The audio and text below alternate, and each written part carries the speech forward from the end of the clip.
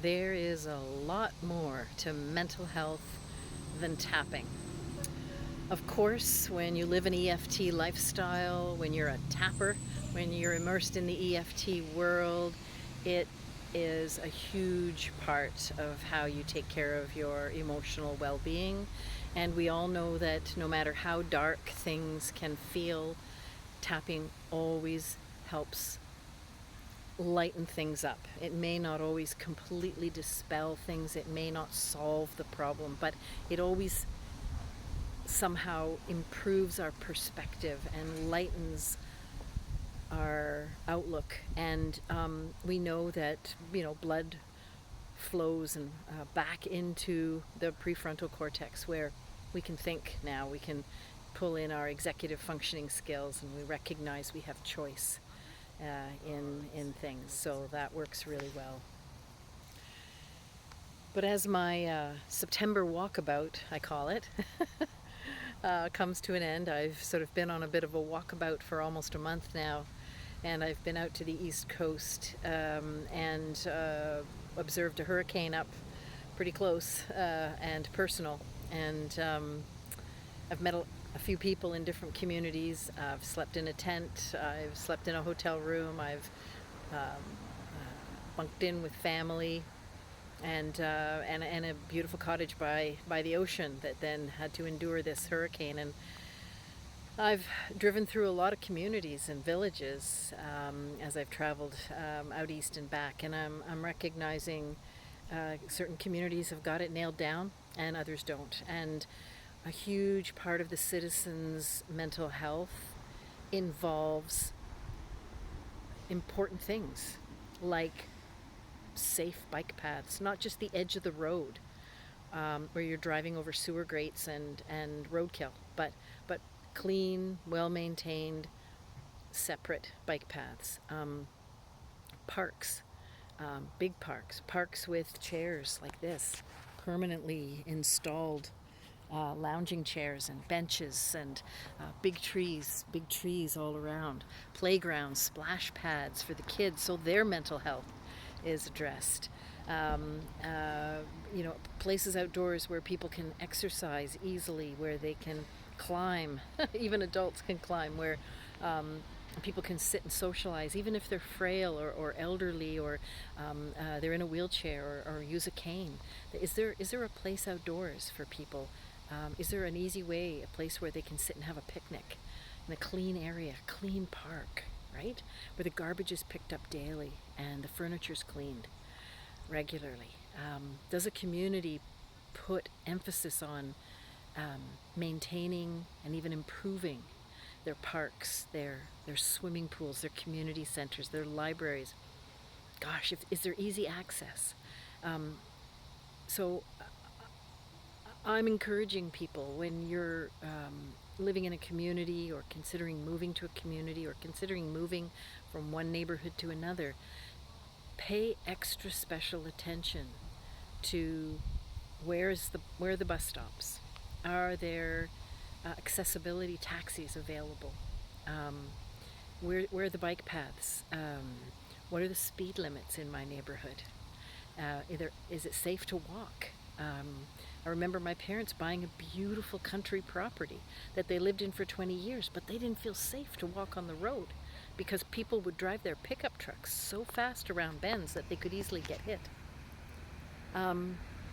So kind of keeping that in mind with respect to your mental health. It's not all about tapping. Can I go for a swim in February easily? Can I get on a bus and get there? Can I walk there? Is there a park I can walk through on my way and observe nature around me? Is it easy for me to get my paddleboard in the water or my canoe? Is there a way that I can connect with friends and neighbors at a local community center, library, coffee shop, a place where I can grab a sandwich and sit with a friend for half an hour? These simple aspects integrated well into our community for all to use, and preferably free or very, very inexpensive, are massive in terms of mental health.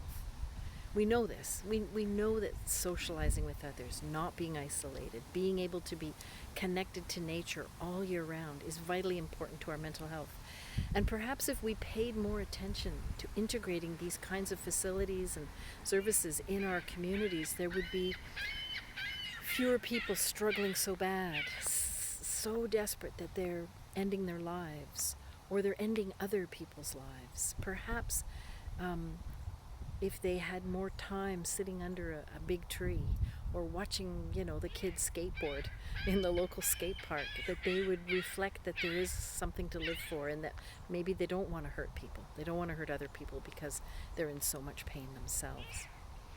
Maybe they would be able to recognize, I'm in rough shape and I need some professional help and I'm going to go get that help rather than just giving up on life and giving up on others. So these are some thoughts that I am reflecting on as I wind down my September walkabout, and I wanted to share them that although tapping is a massive part of an EFT person's life, a tapper's life as we call it, and it is definitely a part of my personal lifestyle and my professional lifestyle, but I also am remembering, I have been reminded of how important community is and the physical aspects of a community particular. It's got to be easy to meet people and make new friends, of course, but there needs to be a space to do that. There needs to be a space to connect, or a space to be alone, to be quiet and reflect and read your book. have your latte.